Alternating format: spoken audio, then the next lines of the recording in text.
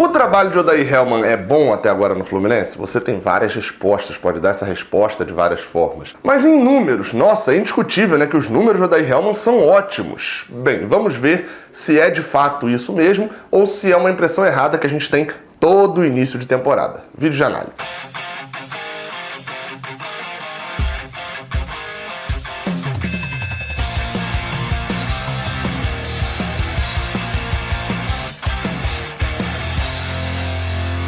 Seja bem-vindo, você guerreiro, você guerreira de todo o Brasil, de todo mundo. Aqui é o canal Raiz Tricolor. Eu sou, deixa eu ver aqui, data de nascimento, nome... Gabriel Amaral. Eu sou jornalista, tá aqui, e sou tricolor também. Este vídeo aqui é um vídeo de análise que foi feito porque eu vi uma sugestão disso lá no Twitter. Então, se você tem sugestões de vídeo, etc., às vezes acha uma pauta maneira, me envia, cara, me avisa, porque aí de repente pode surgir um vídeo. Eu fiz uma série de tweets sobre isso. Quem tá lá no meu Twitter, @Gabriel Amaral com 3 L's no final, já viu esse tema aqui, mas agora eu tô gravando em vídeo para atingir um público maior. Então, deixe seu like aqui embaixo, se inscreva aqui no canal e vambora. Bem, vamos lá. Fica aquela pergunta, né? Eu olhei ali essa semana uma matéria acho que do Globoesporte.com, que foi propagada depois bastante, de que o Fluminense era o segundo melhor ataque da Série A em 2020, né, nesses 11 primeiros jogos, e etc, enfim. Aí foi avaliado, eu falei, pô, será que o trabalho de Odair Hellmann em números, ele é bom, né? Será que tá tendo um destaque mesmo? Etc. Enfim, fui comparar. Eu vou fazer aqui a comparação do Fluminense de Odair Hellmann, de 2020, os 11 primeiros jogos de Odair, os 11 primeiros jogos de Fernando Diniz, em 2019, e os 11 primeiros jogos de Abel Braga em 2018. Eu não voltei para 2017, porque também era Abel Braga em 2017, então eu preferi restringir para esses 3 últimos anos. Vamos lá, eu vou falar os números aqui de Odair, mas vou deixar claro, eu não vou ficar aqui me preocupando de fazer uma super edição com os números aqui do lado e aparecendo, e o corte na tela, e etc, e corta a minha cabeça para poder surgir os números de dentro dele, porque você sabe, meu conteúdo não é um conteúdo de edição de vídeo, assim, né? Meu conteúdo é um conteúdo de conteúdo, por mais que tenha parecido redundante. Então, vou deixar o link aqui na descrição do meu tweet, eu fiz uma série de tweets lá no Twitter, @Gabriel Amaral com 3 L's no final, falando sobre o assunto. Então lá vão ter todos os números discriminados, beleza? Vamos aos números de Odair Hellmann em 2020. Bem, o Fluminense tem 11 partidas, né, como em todos os anos aqui que eu vou listar, tem 7 vitórias, 2 empates e 2 derrotas. Isso dá um aproveitamento de 70%, na verdade 69, tal, mas a gente aproxima para 70%, 24 gols feitos e 9 sofridos, uma média de 2,2 gols feitos por jogo e 0,8 gols sofridos por partida. Já jogou 3 clássicos, uma vitória contra o Flamengo sub-23, mas é o Flamengo, uma derrota para o Flamengo na semifinal da Taça Guanabara e uma vitória de 3-0 em cima do Botafogo. Já foi eliminado na Copa Sul-Americana, nesse período, jogou 2 jogos de Sul-Americana e foi eliminado, já se classificou em uma fase da Copa do Brasil e caiu na semifinal da Taça Guanabara para o Flamengo, jogo listado. Esse é o desempenho de Odair Hellmann. Esses pontos aqui embaixo que eu citei, parece que jogam contra, né, o trabalho de Odair, né? Eliminação de Sul-Americana, cair para o Flamengo na semifinal, enfim, e de fato o que pesa mesmo é a eliminação na Sul-Americana, porque se a gente olha os números, são 7 vitórias, 2 empates e 2 derrotas, e se a gente considerar que uma dessas derrotas foi num clássico para o Flamengo, que é o adversário a ser batido nesse momento. Então, beleza. E a outra derrota foi com o time reserva pro Boa Vista. Nossa, o time tá muito bem, realmente. O problema é que esses 2 empates foram justamente na Copa Sul-Americana, que foram os que eliminaram o Odair. A impressão de que a gente tem quando olha 24 gols feitos, uma média de 2,2 por jogo. O time tá fazendo gol adoidado, vencendo 7 vitórias. Que treinador seria demitido com 70% de aproveitamento? Por que a torcida tá reclamando? Mas enfim, a gente vai ver que isso é meio que uma constante em campeonatos cariocas. Quer ver? Vamos voltar para 2019. Chegando em 2019, a gente chega ao Fluminense de Fernando Diniz.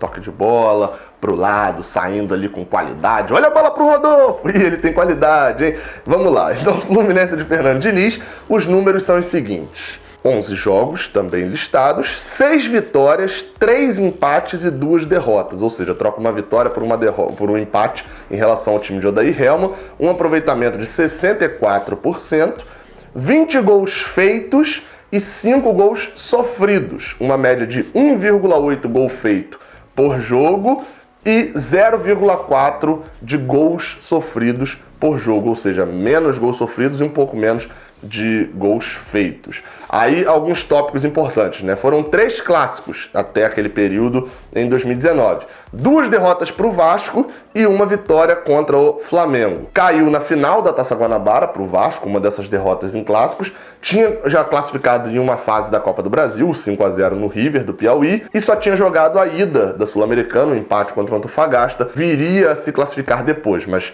até os 11 jogos a gente não sabia ainda no que resultaria. Bem, sobre o Diniz, o que a gente pode avaliar ele trocou um empate por uma vitória com o Odair, né?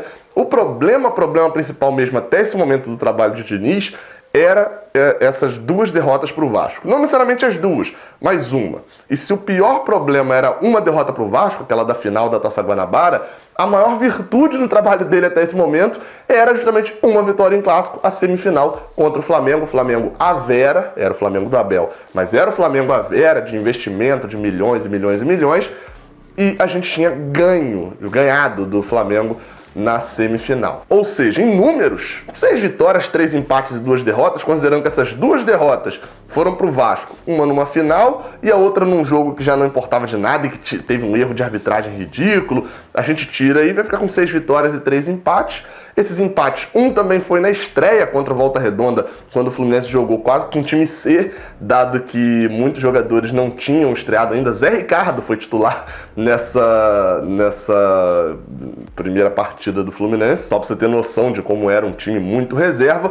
Então assim, Diniz também tinha números bons. Quem vai demitir um treinador que tem 64% de aproveitamento, que conseguiu botar o time pra jogar bonito, pra poder jogar pra frente, ganhou o Flamengo na semifinal da Taça Guanabara. Quem sã consciência demite um treinador que tá com um aproveitamento tão bom assim, né? Várias goleadas. O Fluminense chegou a ter ali 5-0 no River do Piauí, 4-0 no Madureira, 4-0 no Americano. Isso não é pra qualquer time não, rapaz. Esse treinador é bom, hein? Esse treinador é bom, hein? A gente volta pra 2018, agora, um ano antes. Para o Abel Braga, cara. A habilitação é muito ruim, cara. Assistia Barco Júnior, disso aqui. Enfim, o Magno Navarro imita muito bem, já participou aqui do Tricolômetro. É boa imitação do Abel, mas a gente chega até 2018 com o Abel Braga, também para os 11 primeiros jogos dele. E aí a gente vai para os números. E olha só, vê se parece familiar esses números aqui, ó. 7 vitórias, 2 empates e 2 derrotas, um aproveitamento de 70%, na verdade 69% alguma coisinha que a gente aproxima para 70%. Exatamente o mesmo aproveitamento de Odair Hellmann nos 11 primeiros jogos de Abel Braga. Quando a gente vai para os números de gols, a gente vê um time que fez 20 gols nesses 11 jogos, uma média de 1,9 por jogo, e que sofreu só 7, uma média de 0,6. E contando, eu vou até antes de botar os tópicos importantes aqui embaixo, é importante dizer, a estreia de Abel Braga, ele toma 3-1, a estreia nesse ano, né? Toma 3-1 do Boa Vista aqui em Bacaxá, jogando com a base, porque o time principal estava na Florida Cup, não tinha chegado acho que naquele mesmo dia, não daria tempo de jogar contra o Boa Vista. Ou seja, esses números todos aqui que eu falei seriam bem menores caso tivesse jogado com o time principal. Só de gols sofridos, por exemplo, a gente pode dizer que o time do Fluminense, efetivamente na mão de Abel, sofreu 4 gols em 10 jogos, porque os 3 contra o Boa Vista aqui foram tudo nessa primeira partida, né, com a base. Ou seja,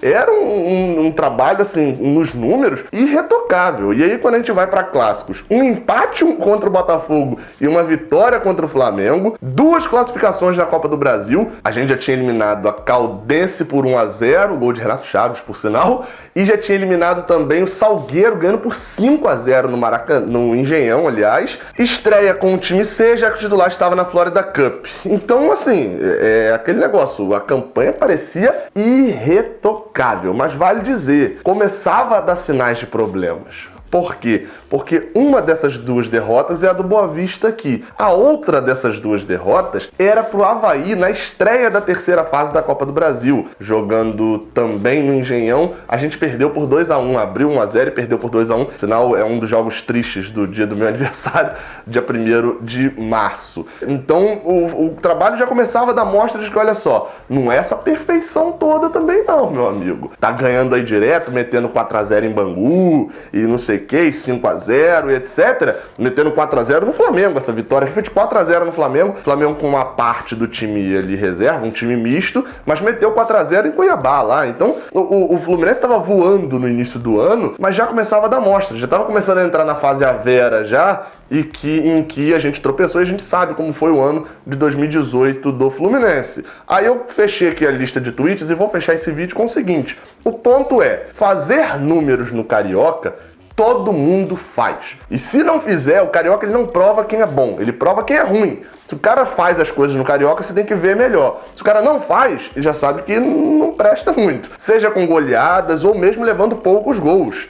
Caso de Diniz, em 11 jogos, levou só 5 gols no Carioca. Olha só que defesa perfeita, olha como o Diniz sabe montar defesa. E a gente viu que no Brasileirão esse foi o grande problema dele. O que vale mesmo é a partir de abril, quando a gente enfrenta adversários com um cacife para a gente poder avaliar o Fluminense. Até agora, a gente enfrentou, assim, 2 adversários. Um muito acima da gente, um muito abaixo da gente. Flamengo, a gente perdeu por 3-2, jogando ali bem no segundo tempo, mas um desastre no primeiro. E o Botafogo de Valentim estava muito abaixo do que é o nosso time, a gente ganhou por 3-0. Mas saber efetivamente mesmo como está o time, só a partir de abril. E aí teve uma pessoa que me perguntou se eu avaliava bem o trabalho de Odair Hellmann até aquele momento, como se eu achava positivo. E aí, para fechar o vídeo, eu vou fechar com a minha resposta. Sob a ótica da bola jogada no campo, não acho positivo. Sob a ótica dos números, ainda não dá para afirmar. Como eu falei aqui, só dá para afirmar quando tiver adversários que de fato mostrem e provem a qualidade do Fluminense. Sob a ótica geral, se eu acho positivo no geral, sem restringir nada, ele não me agrada por causa do estilo de futebol, mas isso daí, assim, pouco importa, ele não tem que me agradar, ele tem que vencer jogo. E não tem me agradado também nas escolhas para poder vencer os jogos. E isso é que me dá nos nervos. Porém, acho que ainda seria cedo para avaliar tudo isso. Afinal de contas, o dano irreversível já aconteceu, que é a Sul-Americana. E se ele não mudar em relação às escolhas, mudou no domingo, mas vamos ver se muda em relação agora ao Botafogo da Paraíba, e tiver um outro dano irreversível, ou mesmo, para mim, mesmo que não tenha um outro dano irreversível contra o Botafogo da Paraíba, mas só dele passar sufoco, passar nos pênaltis, já caberia uma demissão, porque o trabalho é negativo, apesar dos números. Saber olhar além dos números é importante. Era muito cobrado isso a respeito de Diniz. Eu sempre fiz isso, eu sempre dei os números bons aqui de Diniz em relação a finalizações, estatísticas e etc, avaliando o campo também. Vamos fazer da mesma forma com o Odair. Saudações tricolores, até a próxima, valeu!